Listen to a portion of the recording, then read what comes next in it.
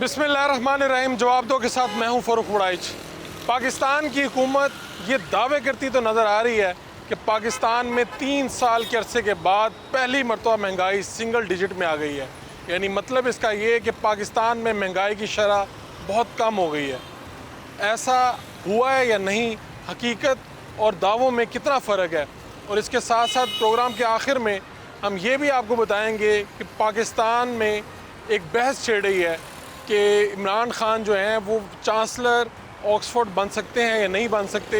इस हवाले से ऑक्सफोर्ड के जो तालिब इल्म हैं वो क्या कहते हैं, इम्कानात क्या हैं, और उनके ये चांसलर बनने से पाकिस्तान को फ़ायदा क्या होगा, ये सारी बातें आज की इस प्रोग्राम में आपको बताएंगे। हमारे साथ आज FBR की जो ताजिर स्कीम है उसके चीफ़ कोऑर्डिनेटर नईम मीर साहब मौजूद हैं।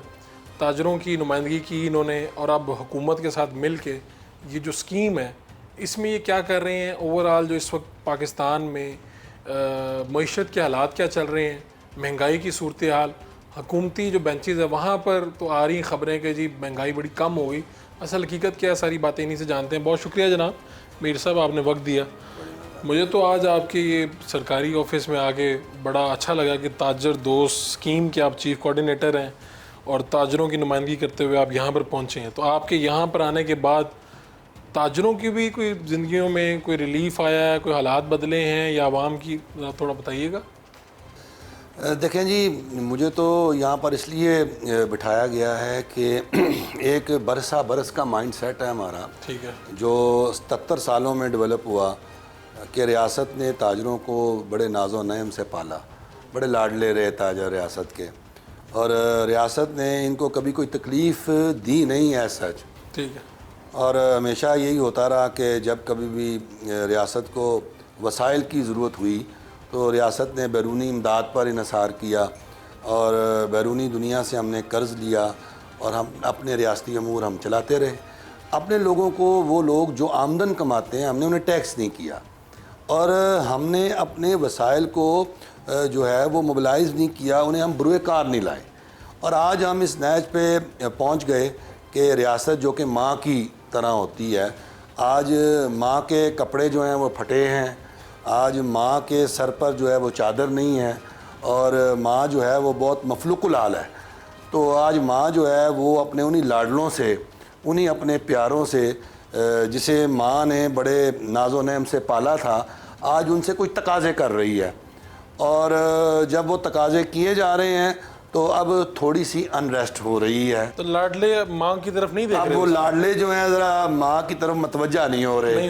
तो अब माँ जो है वो जो मतवज्जा करना चाहती है, तो मुझे इसलिए बिठाया गया है कि मैं उन लाडलों को कुछ झंझोड़ूँ, और मैं माँ की फरियाद लाडलों तक पहुँचाने के लिए जो है वो उन लाडलों तक पहुँचाऊँ, और मैं उन्हें कम्युनिकेट करूँ कि यार बस अब बहुत हो गई है, अब अपनी हम सारे सिम्मत दुरुस्त करें, और माँ को यानी रियासत को बचाना है।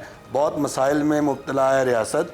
तो अब दुनिया कहती है कि आप हमारा पैसा, जो हमारे टैक्स पेयर्स का पैसा है, वो आप अपने उन लोगों पर ख़र्च करते हैं जो आपको टैक्स ही नहीं देते। तो अब ये बड़ी शर्मनाक सी सूरत हाल भी है। अब करेंगे क्या? यानी आपने बताया कि रियासत की ये हालात हैं, रियासत को चाहिए, लेकिन अब मसला ये है कि जब इतने सालों से ये मामलात नहीं हुए थे तो अब आप किस तरह झंझोड़ रहे हैं, यानी क्या उसकी प्रैक्टिकल हालत क्या है? देखें जी, अमली सूरत तो ये है कि GDP के अंदर जिस सेक्टर का जितना शेयर हो उसको रेवेन्यूज़ के अंदर भी अपना ड्यू शेयर देना चाहिए। अब 20% के करीब जो है ये हमारे होलसेल रिटेल सेक्टर का शेयर है GDP में, लेकिन टैक्सेस में इसका शेयर सिर्फ 2% है या इससे भी कम है। तो ये सूरत हाल जो है ये किसी तरह भी काबिल कबूल नहीं। दूसरी तरफ हमारा तनख्वाहदार तबका वो जो है वो इस वक्त इतना ज़्यादा परेशान है कि उसकी परेशानी भी नहीं देखी जाती। उनका एट सोर्स एडवांस टैक्स हर महीने काट लिया जाता है उनकी तनख्वाहों से। 375 अरब रुपए का टैक्स जो है वो पिछले माली साल में तनख्वाहदारों ने दिया है, और करीबन 20 से 25 अरब रुपए का टैक्स जो है वो हमारे होलसेल और हमारे रिटेल सेक्टर ने दिया है। जब ये अदाद शुमार हमारे सामने आते हैं तो फिर हम सोचने पर मजबूर हो जाते हैं कि अब कुछ हमें करना होगा। अच्छा, तो अब आप जिस तरह की बातें कर रहे हैं यहाँ पे बैठ के, آج تو میں آپ کو دیکھ رہا ہوں کہ آپ بات کر رہے ہیں ریاست کی، سرکار کی، ٹھیک ہے، فریاد بھی کر رہے ہیں، جھنجھوڑ بھی رہے ہیں. تو جب یہ تاجر آپ کے دوست یہ کس طرح سے آج کل آپ کو یاد کرتے ہیں، کس طرح سے پکارتے ہیں؟ کیونکہ جو جذبات کا آپ اظہار کر رہے ہیں ان کو تو یہ پسند نہیں آ رہے ہوں گے. بالکل آپ بجا کہہ رہے ہیں، بیکاز دیکھیں کہ اب ہمارا جو معاشرہ ہے یا ہمارے ملک کی جو سیاست ہے یہ پاپولر نعروں پہ تو چلتی ہے نا جی. پاپولزم کا تو بہت رواج ہے نا یہاں پہ. ابھی ایک پاپولر بات ہے وہ کہ ہم ٹیکس نہیں دینا، ہم نہیں مانتے. تو ابھی آپ بھی یہ بات کریں گے تو میرا خیال ہے آپ بھی تاجروں کے حد العزیز لیڈر بن جائیں گے. اور اگر میں یہ بات کروں گا کہ ٹیکس دینا ہے، کچھ کرنا ہے، تو میں ان کے غضب کا شکار ہو جاؤں گا، ان کی گالیوں کا شکار ہو جاؤں گا، ان کے غصے کا شکار ہو جاؤں گا. کہہ رہے ہیں آج آپ حکومتی نمائندہ بن کے ان سے مانگ رہے ہیں. جب آپ تاجر تھے، جب آپ انجمن تاجران کو لیڈ کر رہے تھے، تب آپ کا موقف کیا تھا؟ دیکھیں میرا ہمیشہ سے یہ موقف رہا تھا کہ آسان اور سادہ طریقہ کار ہو جس کے ذریعے ہمارے تاجر جو ہیں وہ ٹیکس نیٹ میں آ جائیں. اور تاجر دو اسکیم وہی آسان اور سادہ طریقہ کار ہے جس کے ذریعے ایک ایپ ہے، ایک موبائل ایپ کے ذریعے کسی وکیل کی، کسی کنسلٹنٹ کی، کسی بابو کی، کسی اکاؤنٹنٹ کی ضرورت نہیں ہے. آپ ایک ایپ کے ذریعے بغیر کوئی پیسہ خرچ کیے آپ ٹیکس نظام کے اندر رجسٹرڈ ہو سکتے ہیں، FBR کے ساتھ منسلک ہو سکتے ہیں، اپنا ٹیکس ادا کریں. اور سادہ ٹیکس ریٹرن فارم آپ کو دے دیا گیا جو کہ پہلے بہت کمپلیکیٹڈ تھا، جو 35-40 صفحوں پر مشتمل تھا، وہ 2 یا 2.5 صفحوں کا کر دیا گیا. آپ کو میں نے پیش بھی کر دیا ہے، وہ آپ اگر پروگرام میں چلا دیں. اب یہ سارا کچھ جب ہو گیا تو مسئلہ کیا ہے؟ مسئلہ صرف یہ ہے کہ جو ٹیکس عائد ہوا اس پر اعتراض ہے. جو ٹیکس ٹیبل FBR نے نافذ کیا ایڈوانس ٹیکس کا، اس پر جو ہے وہ تاجر جو ہیں وہ سیکھ پائیں، اور وہ یہ کہہ رہے ہیں کہ ان کی استعداد سے کہیں بڑھ کر ٹیکس جو ہے وہ اس کا نفاذ کیا گیا ہے، جو کہ میں سمجھتا ہوں کہ تاجر درست کہہ رہے ہیں، اس میں غلطی اور ایرر ہے، یہ ٹھیک کہہ رہے ہیں وہ. تو اسی لیے FBR نے اس ٹیکس ٹیبل میں ترمیم کرنے کا اور اس پر نظر ثانی کرنے کا بھی طریقہ کار بنا دیا. اور ایڈیشنل کمشنر لیول پر جو ہے وہ کمیٹیز فارم کی جا رہی ہیں جس میں 2 تاجروں کے نمائندے اور 1 FBR کا ہوگا، تاکہ کہیں یہ نہ الزام FBR پہ آ جائے کہ انہوں نے کرپشن کیا، انہوں نے پیسہ بنایا. تو وہ بیٹھ کر فیصلہ کریں، جو اکثریتی فیصلہ کریں گے اسے ہم قبول کر لیں گے کہ کون سی مارکیٹ میں کون سی دکان پر کتنا ٹیکس ہے، کہیں زیادہ ہے کہیں کم ہے، جو پیسے زیادہ کماتا ہے، جو کاروبار زیادہ کرتا ہے وہ زیادہ ٹیکس دے. تو یہ تو ایک بڑا ہم نے آسان طریقہ تجویز کیا ہے جس کا ابھی SRO آنا ہے، تاکہ ہم چاہ رہے ہیں کہ یہ تاجر تنظیمیں جو ہمارے ہڑتالی تاجر ہیں یہ آ جائیں، بیٹھ جائیں اور یہ اس کی آنرشپ لیں تاکہ اس کو آگے بڑھائیں ہم. تو اب آپ کریں گے کیا؟ یعنی ابھی آپ یہاں پر جب آئے ہیں کتنے ماہ ہو گئے آپ کو، اور آپ کے آنے سے فرق کیا پڑا؟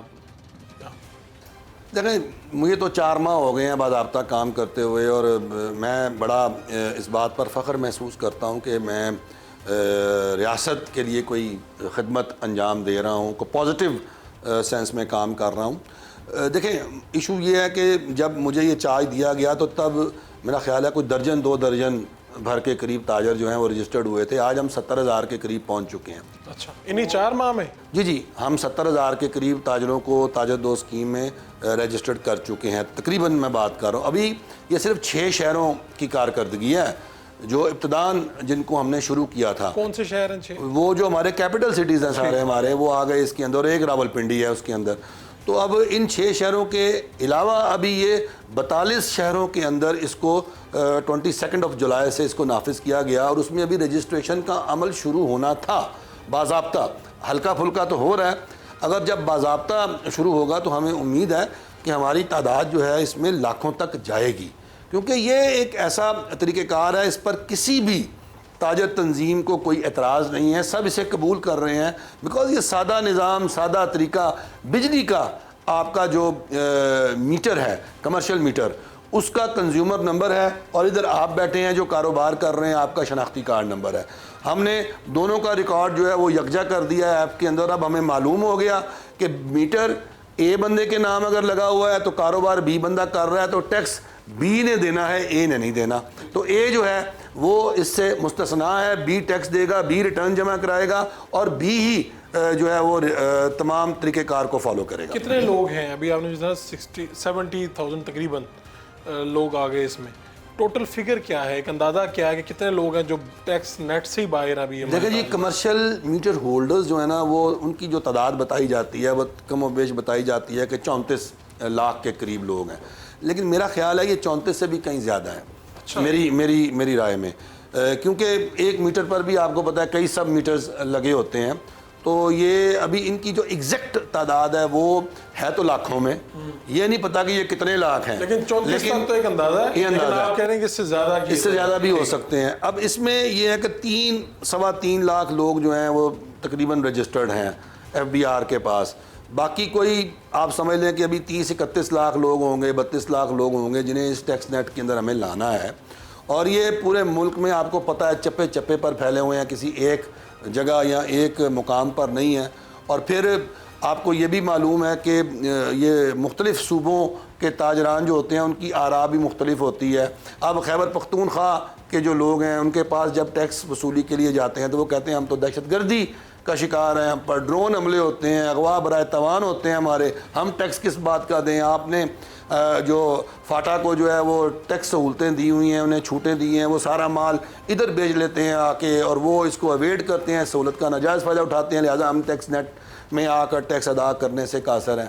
ادھر آپ بلوچستان چلے جائیں تو بلوچستان کے تاجر کہتے ہیں کہ جی ہمارا تو سارا کاروبار ہی جو ہے وہ چمن کے بارڈر کے کھلنے سے چلتا ہے, ہماری تجارت ہی وہاں سے ہوتی ہے, اب ہم سے ٹیکس کیوں مانگ رہے ہیں, پہلے چمن کا بارڈر کھولیں, لیگل ان لیگل ٹریڈ ساری ہم نے کرنی ہے, تو آپ جو ہیں جی وہ کھولیں گے تو ہم کچھ دینے کے قابل ہوں گے. کراچی چلے جائیں تو وہ کے الیکٹرک کے بلوں کا جو واویلا مچا رہے ہوتے ہیں, اور پھر وہ کہتے ہیں سب سے زیادہ ریونیو دینے والا شہر ہے کراچی, اور کراچی کو ملا کیا, ہماری گلیاں ٹوٹی ہوئی ہیں, ہمارے بازار جو ہیں ان کی حالت ناگفتہ بے ہے, ہمارے یہاں گورننس کا یہاں نظام کوئی نہیں, کچرا کنڈی کراچی بنا ہوا ہے. پنجاب میں آ جاتے ہیں تو پنجاب والے کہتے ہیں جی کہ جی دیکھیں جی تمام تو انڈائریکٹ ٹیکسز ہیں. اب انڈائریکٹ ٹیکسز جو ہیں وہ ایسے ہیں کہ جی پنجاب چونکہ کنزیومر مارکیٹ ہے, یعنی سب سے بڑا صوبہ ہے, آبادی زیادہ ہے, تو وہ کہتے ہیں سارے سیلز ٹیکس اور کنزیومر ٹیکسز تو ہم دیتے ہیں, وہ تو کوئی دیتا نہیں کیونکہ آبادی ہمارے پاس ہے. تو لہذا کوئی ایک تیار نہیں ہے, نہیں کوئی ایک جو ہوتا ہے نا اتفاق رائے, وہ کہیں بھی نظر نہیں آتا کہ جی اپنا دینا ٹیکس کیسے ہے. اور یہی وجہ ہے کہ جب ہم اپنے تاجر دوستوں کو کہتے ہیں کہ یار یہ طریقہ اختیار کر لو, تو وہ طریقہ جو اے طریقہ ہوتا ہے اس کو فلاں صوبہ نہیں مانتا, فلاں نہیں مانتا, اس پر کنسنسس نہیں ہوتا, بی کو فلاں ریجیکٹ کر دیتا ہے. اس طرح FBR نے ماضی میں جتنی بھی تاجروں کے لیے ٹیکس نیٹ میں لانے کی اسکیمیں وہ لے کر آئے, اس پر تمام ملک کا اتفاق نہ ہو سکا. اب یہ ویلیویشن ٹیبل آ گیا, یہ ویلیویشن ٹیبل پر ہم نے ایڈوانس ٹیکس لگا دیا FBR نے, تو اب اس کو بھی جو ہے وہ مسترد کر دیا گیا. اور اب جب ان کے مذاکرات ہوئے ہمارے تاجر بھائیوں کے, تو ہم نے کہا جی کہ آپ کو ویلیویشن ٹیبل نہیں منظور, کوئی مسئلہ نہیں, آپ آ جائیں, آپ بتا دیں کہ آپ کے مطابق کون سا طریقہ ہے جس سے ریٹیلرز اور ہول سیلر سے جو ہے وہ ٹیکس لیا جائے. تو اس کا بھی ان کے پاس کوئی جواب نہیں ہے. یہ جو بات بار بار آ رہی ہے حکومت سے کہ جی مہنگائی کم ہو گئی, پہلی مرتبہ 2-3 سال بعد یہ سنگل ڈیجٹ میں آ گئی ہیں چیزیں اور یہ ہو گئے, تو اس کا میر صاحب یہ اخباروں میں تو پڑھ کے اچھا لگ رہا ہے, لیکن جب عام لوگوں سے ملتے ہیں تو وہاں پہ کوئی فرق نہیں. اس کی کیا ہے گیپ, کون سا ہے جو ہمیں سمجھ نہیں آ رہا؟ دیکھیں اصل مسئلہ یہ ہے کہ کچھ چیزیں ہوتی ہیں جو اکنامکس کے اندر ہوتے ہیں میکرو اکنامک انڈیکیٹرز, کچھ ہوتے ہیں مائکرو لیول کے انڈیکیٹرز. اب میکرو اکنامک انڈیکیٹرز میں جو انفلیشن ہے وہ تو نیچے آئی ہے, ہمارا جو خسارہ ہے تجارتی خسارہ وہ کم ہوا ہے, ہماری امپورٹس جو ہیں وہ کم ہوئی ہیں, ہماری ایکسپورٹس بڑھی ہیں. تو اوور آل تو یہ چیزیں نظر آ رہی ہیں کہ جو ریاست کا ایک مجموعی معاشی خاکہ ہوتا ہے اس کے اندر تو نظر آ رہا ہے کہ چیزیں ٹھیک بہتر ہو رہی ہیں, جس کی وجہ سے آپ نے دیکھا کہ اپنا پالیسی ریٹس جو ہیں, جو ہمارا انٹرسٹ ریٹس ہیں وہ بھی ہمارے نیچے بتدریج آ رہے ہیں. تو یہ تو چیزیں اس طرف سے تو پازیٹیو ہو رہی ہیں, یہ چیز تو ہو گئی ٹھیک.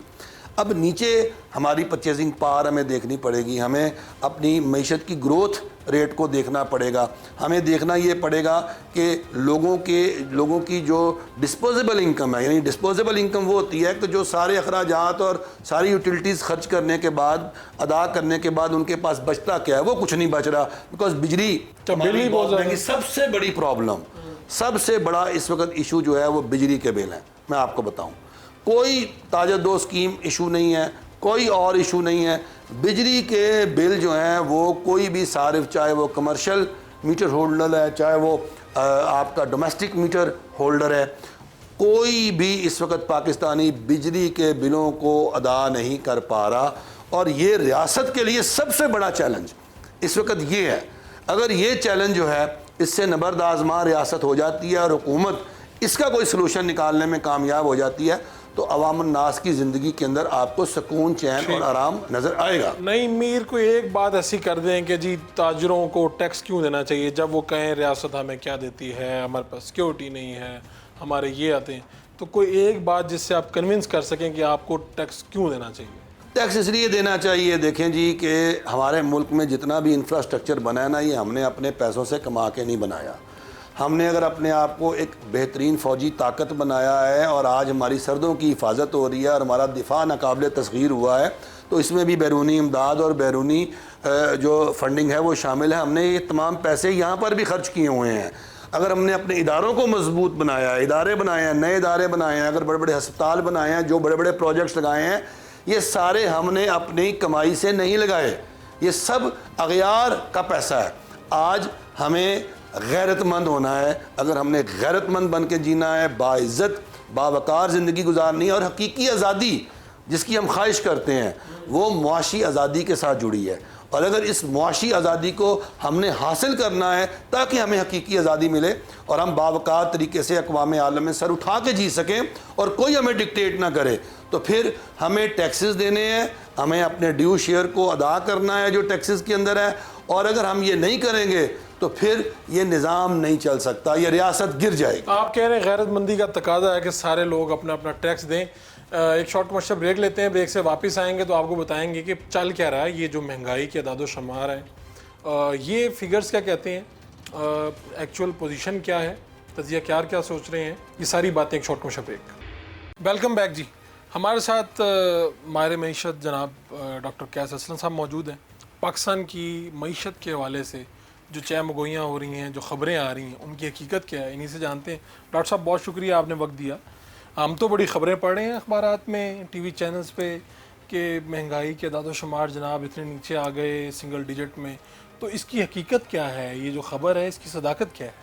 شکریہ. دیکھیں بات یہ ہے کہ حقیقت تو وہی بتا سکتا ہے نا کہ جس کو 32,000 روپے تنخواہ ہو اور 38,000 روپے کا بجلی کا بل آتا ہو، جس کو ان چند مہینوں میں کوئی روزگار نیا نہ ملا ہو. بات یہ ہے جی کہ ہماری جو انڈسٹری تھی، جو ایکسپورٹیبلز تھے، اس میں شاید بہتری آ گئی ہو چیزوں کی. ایگریکلچر میں بہتری خود بخود ہی آ گئی تھی، بارشیں ہوئی ہیں چیزیں، مگر کسان کا آپ نے اناج ہی نہیں خریدا. ابھی آپ دیکھ لیجئے، کل کی خبر ہے کہ آپ کی کاٹن کی جو ہے پیداوار نیچے گری ہے. تو اعداد و شمار بات یہ ہے کہ کچھ جس کو کہتے ہیں کہ ہوپ، گورنمنٹ اس قسم کی باتیں کر کے، یہ ممکن نہیں ہے کہ 19-20% انٹرسٹ ریٹ ہو اور انفلیشن جو ہے وہ سنگل ڈیجٹ پہ آ گئی ہو.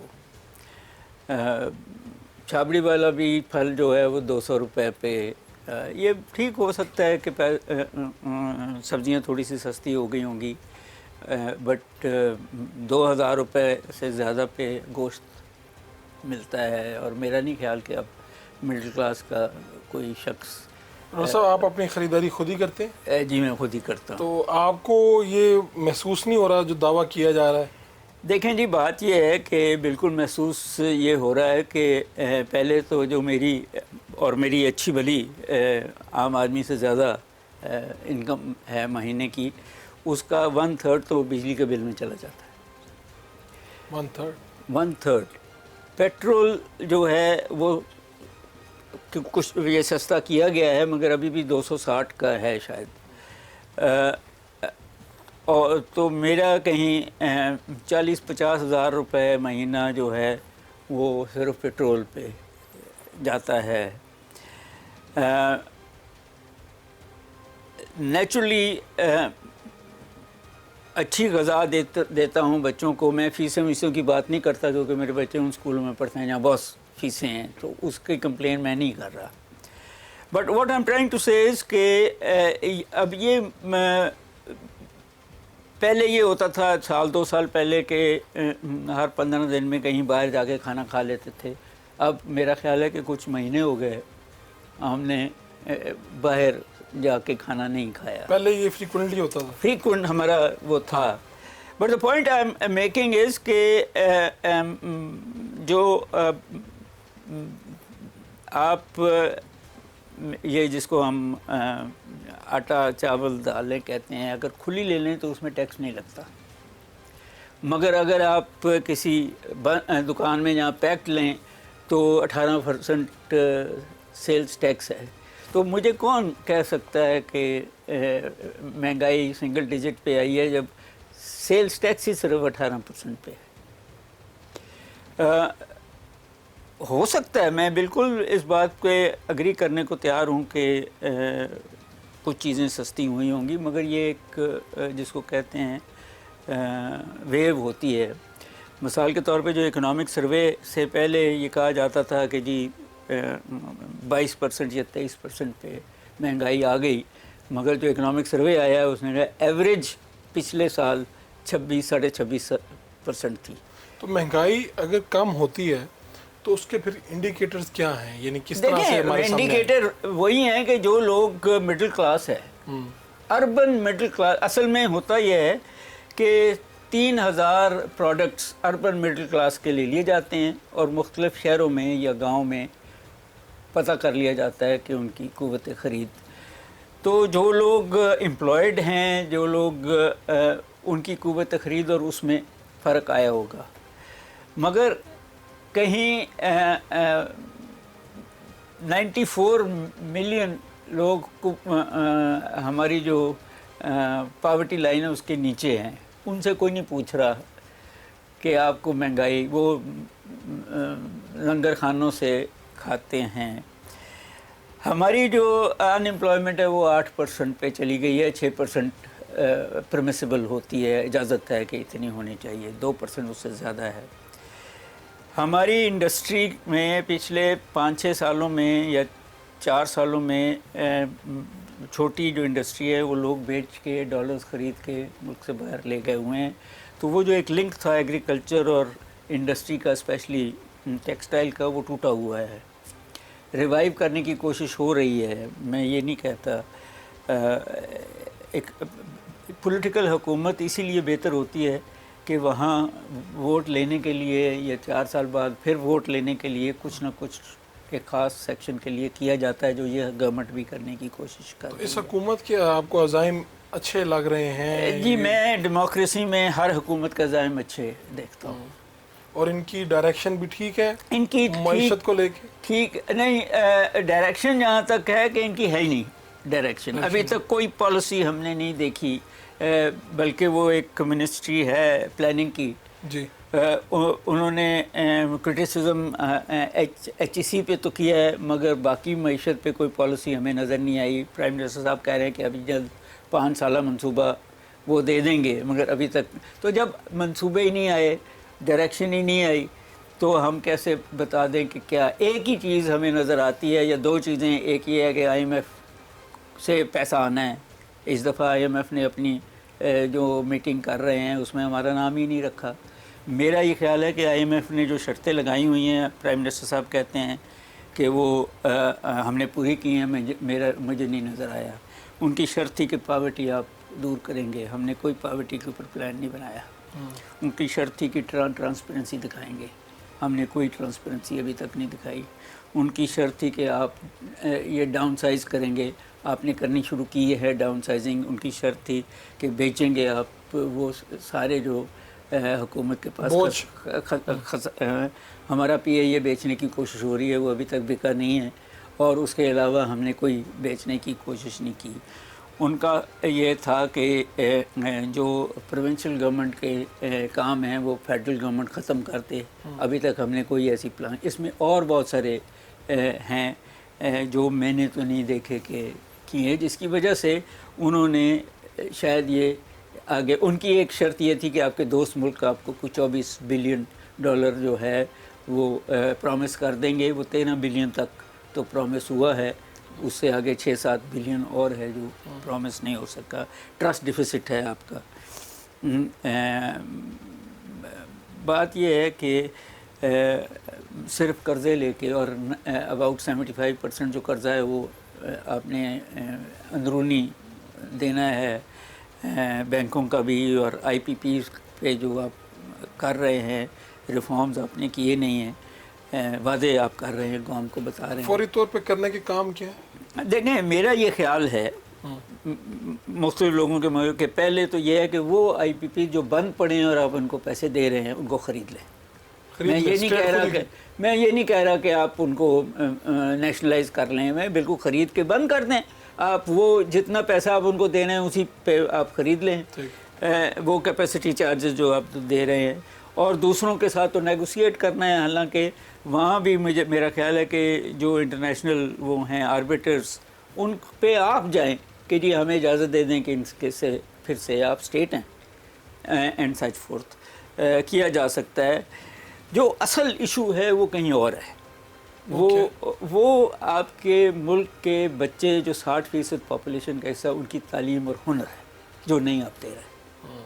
جب تک وہ ہنر نہیں دیں گے آپ ملک میں جو مرضی کر لیں، آپ پروڈکٹیو نہیں ہو سکتے، آپ وائبل نہیں ہو سکتے، اور آپ قرضوں پہ ہی زندہ رہیں گے.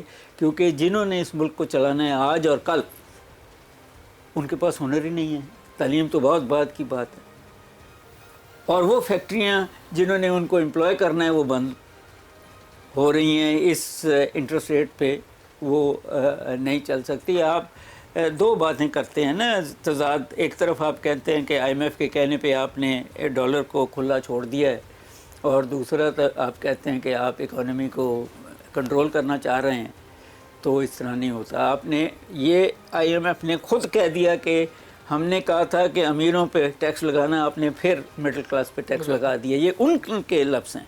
تو وہ پھر آپ پہ کیسے ٹرسٹ کریں؟ تو یہ ممکن ہے جو وزیر اعظم صاحب نے کہا کہ جی آئی ایم ایف کا یہ آخری دور ہوگا، اس کے بعد ہم اسے خدا حافظ کہہ دیں گے، تو آپ کو سچویشن یہ نظر آتی ہے؟ سر بات یہ ہے کہ اصل ایشو میرا نہیں خیال کہ آئی ایم ایف ہے.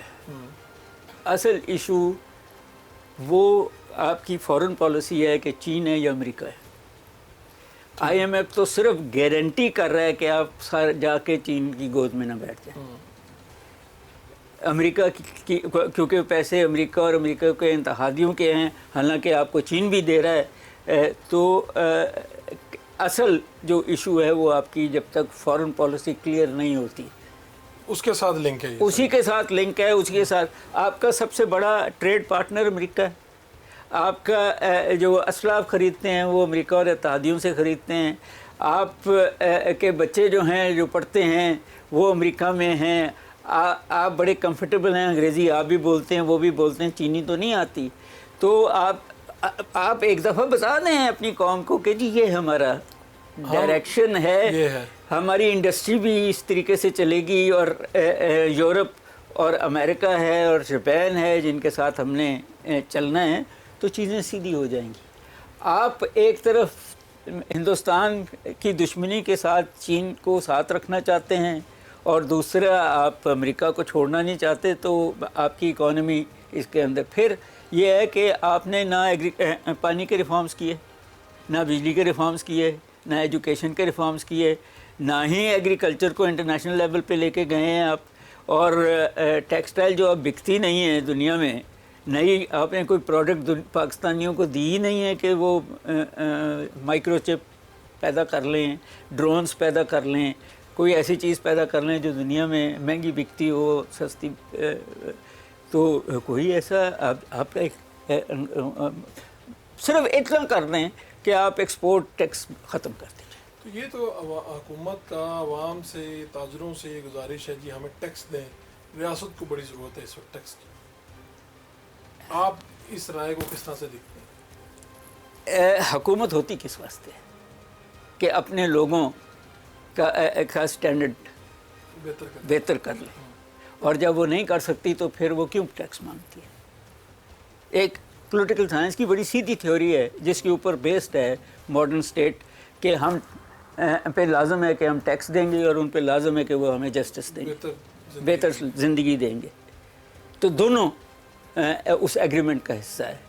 اگر ہم سے ٹیکس لے کے آئی پی پیز کی زندگی اچھی بہتر کرنی ہے تو پھر لوگ کیسے ٹیکس دیں گے؟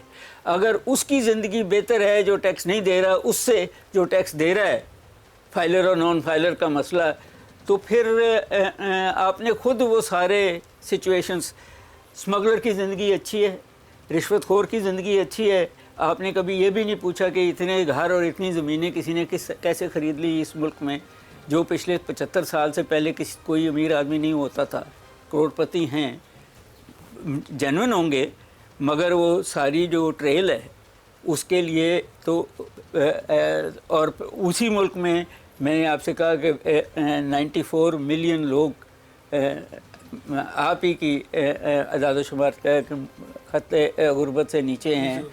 فلڈ روز آ رہے ہیں، آپ نے ایک بھی نیا ڈیم نہیں بنایا، یا جو بنانے تھے وہ ابھی تک بنے نہیں ہیں، مکمل نہیں ہوئے. کیوں نہیں ہو رہا ہے؟ آپ نے اپنی ایجوکیشن ریفارمز کیوں نہیں اس لیول پہ کیے جو دنیا، لوگ بنگلہ دیش کی اگزامپل دیتے ہیں، میں انڈونیزیا کی اگزامپل دیتا ہوں.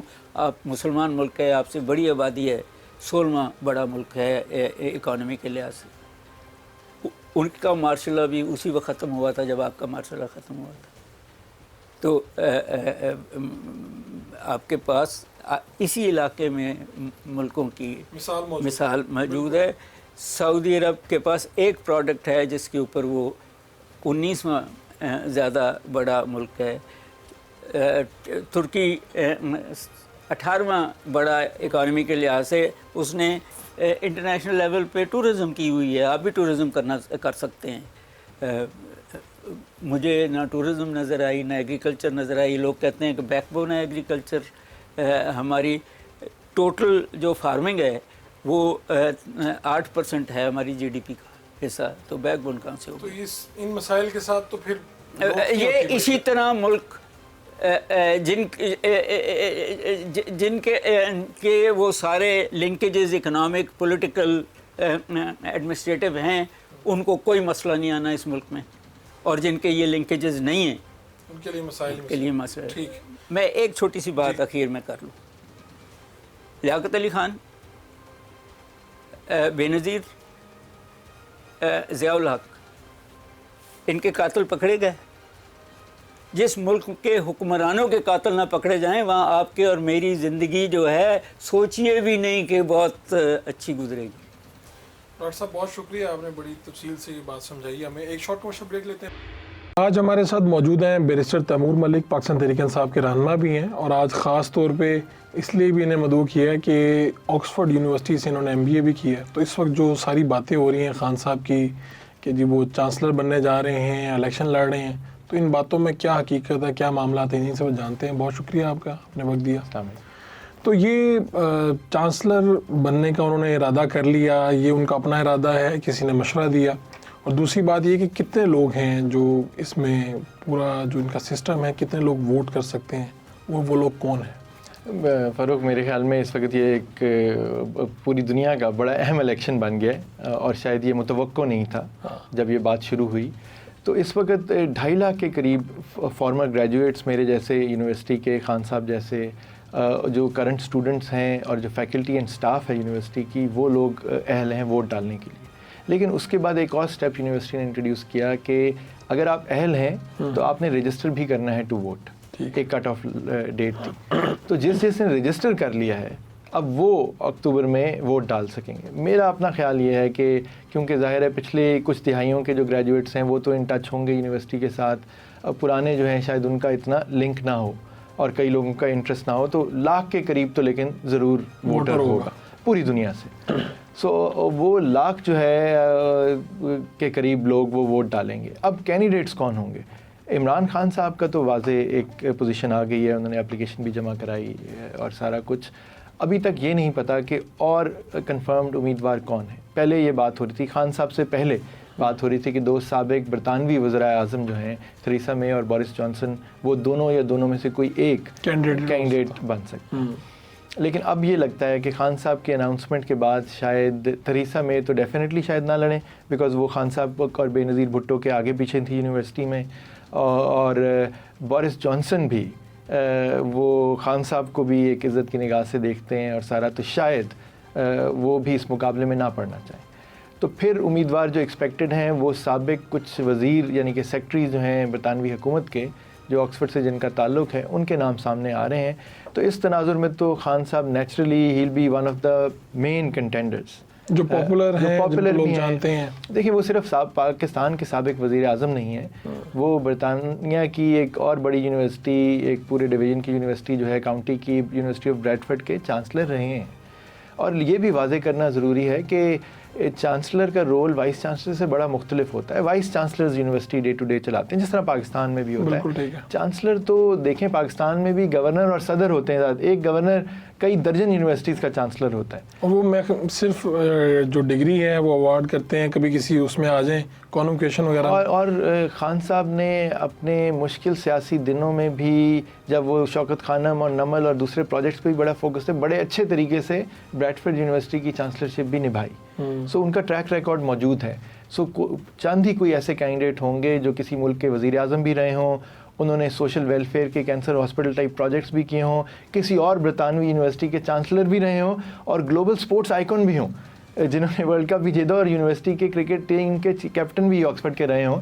تو نیچرلی ہر تناظر میں وہ ایک بہت اچھے کینڈیڈیٹ تگڑے امیدوار بن جاتے ہیں. میں اگر ایک آکسفورڈ یونیورسٹی کے گریجویٹ کے طور پہ ہی بات کروں, تو ایلمنائی کے طور پہ بات کروں, تو نیچرلی, اور یہی ہم دیکھ رہے ہیں کہ نان پاکستانی بھی جو ہیں وہ زیادہ انٹرسٹ سے بلکہ ان کی چیزیں شیئر کر رہے ہیں. کوئی اور کینڈیڈیٹ آئے گا, ہو سکتا ہے پھر وہ دونوں کا کمپیریزن شروع کریں, لیکن ابھی تک تو خان صاحب کی پوزیشن. پاکستان کے کون سے ایسے فگرز ہیں جو آکسفورڈ, جس طرح سے آپ بتا رہے تھے بلاول جی دیکھیں بالکل 2 بڑے نام تو ایک ہماری ایک جماعت کے جو چیئرمین ہیں بلاول بھٹو صاحب, وہ بالکل اور میں امید کرتا ہوں کہ وہ پاکستانی ہو کے سوچیں گے اور عمران خان صاحب کو ووٹ دیں گے. اور اس کے علاوہ بالکل ایک ہمارے گلوبل فگر جو ہیں ملالہ یوسفزئی, وہ بھی آکسفورڈ یونیورسٹی سے پڑھی ہوئی ہیں. اور دیکھیں کئی لوگ ہیں پاکستانی, سائنٹسٹ ہیں, انجینئرز ہیں, تھنکرز ہیں, فلاسفرز ہیں, تو بہت لوگ ہیں جو کہ اس پروسیس میں شامل ہیں. نوجوان ہیں, سول سرونٹس بہت ہیں جو کہ اسکالرشپس پہ, جن کو وہاں پبلک پالیسی اور دوسری چیزوں میں پڑھنے کا موقع ملا ہے. تو بالکل میرے خیال میں چند ہزار پاکستانی تو ضرور ہوں گے جو کہ ایلیجبل ہوں گے to vote in this election. تو آپ کی ملاقات بھی ہوئی اس موضوع پہ, خان صاحب سے بات بھی ہوئی آپ کی؟ میں آخری دفعہ جس کیس میں وکیل ہوں ہیئرنگ کے لیے گیا, تو تبھی انہوں نے فیصلہ کیا تھا. تو اس تناظر میں بات ہوئی کہ وہ کچھ اور لوگ جو وہاں موجود تھے ان کو بتا رہے تھے کہ تیمور بھی میرے کالج آکسفورڈ میں جو کالجز ہوتے ہیں تو کیبل کالج کا ممبر ہے, اور پھر وہ بتا رہے کہ علیمہ خان صاحبہ کا بیٹا بھی کیبل کالج کا ممبر ہے, شارعز خان. سو اس طرح کر کے بات ہوئی تھی. تو ان کا انٹرسٹ تھا. وہ آبویسلی ہر کوئی اپنی آکسفورڈ جیسی اگر یونیورسٹی ہو خاص طور پہ, تو اگر کوئی پروپوز کر دے تو خواہش رکھتے ہیں کہ جی بالکل ہونا چاہیے. لیکن کوئی ان کا یہ نہیں تھا کہ جی اب لازمی جیتنا ہے اور کیا کرنا ہے. I think he is honoured to be part of the process. اور باقی ظاہر ہے ایک بڑا گلوبل الیکٹوریٹ ہے, تو یہ تو بڑی ایک ریفلیکشن ہے of standing in on the global plate form. تو یہاں پہ تو چرچا ہو رہا ہے کہ وہاں کے اخبارات لکھ رہے ہیں, ان کو ڈسکریس لکھ رہے ہیں, یہ ایسے کہہ رہے ہیں ویسے کہہ رہے ہیں. یہ دیکھیں اس حکومت کے اور ان کے نادان مہربانوں نے غلطی کر دی ہے کہ یہ انہوں نے اس مدعے کو, جو کہ ایک بڑا یونیورسٹی اور خان صاحب اور یونیورسٹی کے جو الیکٹوریٹ ہے اس سے لنکڈ تھا, اس کو ایک ایشو بنا دیا ہے اس طرح کی چیزیں پش کر کے. تو اس کا بلکہ فائدہ ہو رہا ہے کہ ہائی لائٹ اور ایشو ہو رہا ہے. اور دیکھیں لیکن وہ جو لیٹر لکھے گئے انتظامیہ کو, یونیورسٹی کو, اس سے بھی کوئی فرق پڑتا ہے؟ یونیورسٹیز ایسی چیزوں کو ڈس ریگارڈ کرتی ہیں جی. مطلب وہ کیا رینڈم چیزوں کا, اگر کوئی یونیورسٹی کا پرومیننٹ گریجویٹ کوئی چیز لکھے, عمران خان صاحب لکھیں, بلاول بھٹو زرداری لکھیں, ملالہ یوسفزئی لکھے, تو میں اپنا کسی کا نام نہیں لوں گا, باقی کوئی لکھے تو شاید یونیورسٹی اس کو کنسیڈر کرے, پڑھے بھی صحیح. یہ تو نہ 3 نہ 13 میں نے پہلے بھی کہا, بیگانی شادی میں عبداللہ دیوانہ والی بات ہے. آپ کہتے ہیں اس طرح کی تو خطوط کو وہ بالکل اہمیت نہیں دیتے, اور اس سے ان کی جو امیدوار بننے پہ کوئی اثر نہیں پڑنے والا. وہ نہیں پڑھنے والا. دیکھیں اس کی پھر وجہ یہی ہے کہ وہ اس یونیورسٹی کے گریجویٹ بھی ہیں, اس کی کرکٹ ٹیم کے جو بڑی بات ہے کیپٹن بھی رہے ہیں, ایک اور یونیورسٹی کے برطانیہ میں چانسلر بھی رہے ہیں, ایک ملک کے سابق وزیر اعظم بھی رہے ہیں, اور اس وقت جو بڑی ایک تعداد میں لوگ جو کہتے ہیں, اوبیسلی میں تو ان کا وکیل کہوں گا کہ اللیگلی انکارسریٹڈ ہیں, پابند سلاسل ہیں بغیر کسی اس طرح ناکردہ گناہ کے, تو یہ ایشو جو ہے لوگوں کو سافٹ کارنر بھی اس لیے موجود ہے, اور انٹرنیشنل اوبیسلی آکسفورڈ ٹائپ کے جو گریجویٹس ہیں وہ ان چیزوں پہ بڑی گہری نظر رکھتے ہیں. تو تاثر تو یہ ہے کہ اگر یہ ایسا ہو جاتا ہے تو کیا لوگ یہ بھی سوچ رہے ہیں کہ بھئی یہاں سے برطانوی گورنمنٹ یا آکسفورڈ یونیورسٹی خط لکھے گی کہ ان کو ابھی ہمارے چانسلر بن گئے, ان کو فلاں تقریب میں آنا ہے, تو اڈیلا جیل کا دروازہ کھولا جائے اور ان کو وہاں بھیجا جائے, ایسا ممکن ہے؟ دیکھیں یہ ایک تو چانسلر کی لمیٹڈ رول ہوتا ہے, ظاہر ہے جب بھی کوئی اہم موقع ہوگا تو ان کو انویٹیشن تو آئے گا اور ان کے لیے آواز بھی اٹھائی جائے گی, یونیورسٹی بھی اٹھائے گی, بہت بڑی طاقتور یونیورسٹی ہے نیچرلی. لیکن اس سے زیادہ میں تو یہ کہوں گا کہ ہمیں بطور پاکستانی خوشی ہونی چاہیے کہ اگر وہ یہ الیکشن جیت جاتے ہیں. سو میرا ان سے سیاسی تعلق نہ بھی ہوتا تو میں نے الیکشن اس دفعہ لڑا ہے. میں کیبل کالج بہت عرصہ پہلے گیا اور تب بھی میں نے خان صاحب کی وجہ سے وہ کالج چوز کیا, ہم میں سے کئیوں نے کیا. جس طرح میں نے بارٹ لا کیا, لنکن ان گئے کیونکہ قائد اعظم لنکن ان کے تھے. تو یہ ہمیں خوشی اسی طرح ہونی چاہیے جس طرح ارشد ندیم نے اگر اولمپکس میں میڈل لیا, ہم پوری قوم اکٹھی ہوئی اور خوش ہوا. تو ہمارے لیے عزت کی بات ہے کہ آج تک شاید کوئی پاکستانی تو چھوڑیں, شاید کوئی نان برٹش بھی چانسلر الیکٹ نہیں ہوا آکسفورڈ یونیورسٹی کا. میرا تو خیال ہے کہ اس نے کانٹیسٹ بھی نہیں ہے ایسا, اس طرح میرے ہماری نالج میں نہیں ہے. پاکستانی نے تو نہیں کیا سرٹنلی. جو آکسفورڈ یونین ہے اس کے صدر پاکستانی رہے ہیں, ابھی بھی ایک نوجوان رہا ہے, اس سے پہلے بے نظیر بھٹو صاحبہ بھی رہی ہیں, طارق علی صاحب جیسے انٹلیکچوئل بھی رہے ہیں, اور دیکھیں وہ ہم سب کے لیے عزت کا باعث رہی ہے بات. ہم آکسفورڈ یونین میں جا کے جب بے نظیر بھٹو کی شہید کی تصویر دیکھتے ہیں تو ہمیں خوشی ہوتی ہے. یہ نہیں میں اس وقت سوچتا کہ یہ تو پیپلز پارٹی کی چیئر پرسن تھی, میرا تعلق پاکستان تحریک انصاف سے ہے. تو یہ ان باتوں سے تو آپ اپیل کر رہے ہیں کہ بلاول بھٹو صاحب بھی ووٹر ہیں, تو ان الیکشنز میں بلاول بھٹو صاحب بھی ووٹ کریں عمران خان کو. میرے خیال میں انہیں ووٹ بالکل کرنا چاہیے, بلکہ انہیں اپنے دوستوں کو بھی کہنا چاہیے کہ کیمپین بھی کرنی چاہیے کہ عمران خان کو ووٹ ڈالیں. ٹھیک ہے, آپ کا بہت بہت شکریہ جناب تیمور ملک صاحب.